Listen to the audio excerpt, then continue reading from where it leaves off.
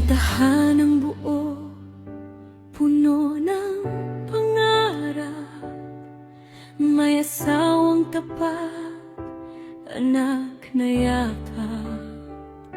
Ngunit dumating ang tukso sa dilim, pusong naligaw sa maling pagtingin. Sa bawat lihim na pagtatagpo,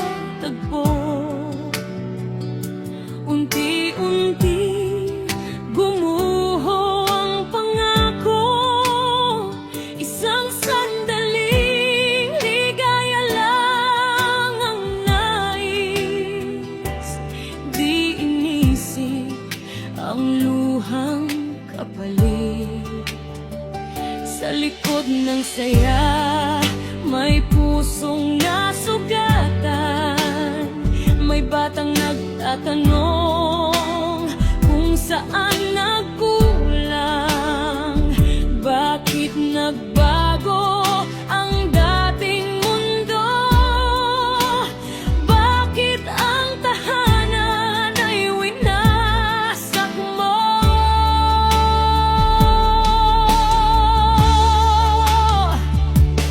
Kapit, salitang puno ng sakit, ligayang ninakaw, kapalit ay bighati. Sinira ang tahanang minsan ay buo, dahil sa pusong di marunong makontento. Kabiluha ang iniwan, pamilyang nagkawatak dahil sa kasalanan. Isang maling pili habang buhay ang bayan sa asawang sugatan. Sa anak na wasak,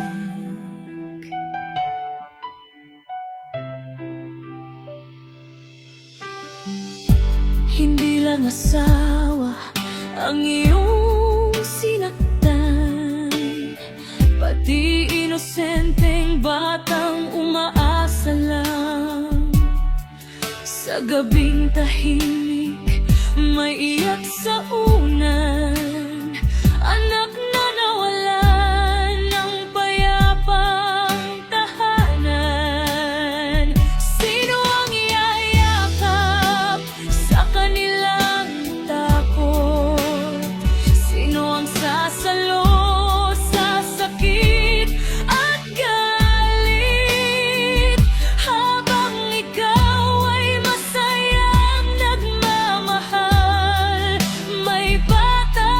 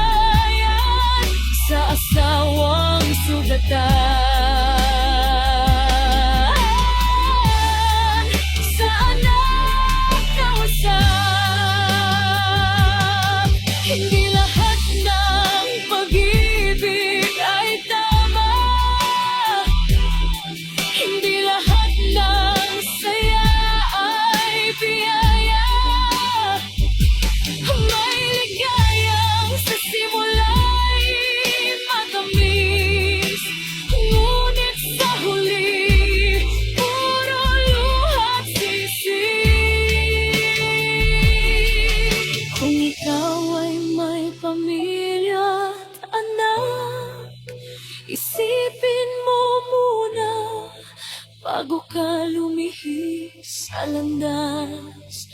Dahil ang sugat na iyong ginawa, habang buhay nilang dadalhin sa alaala.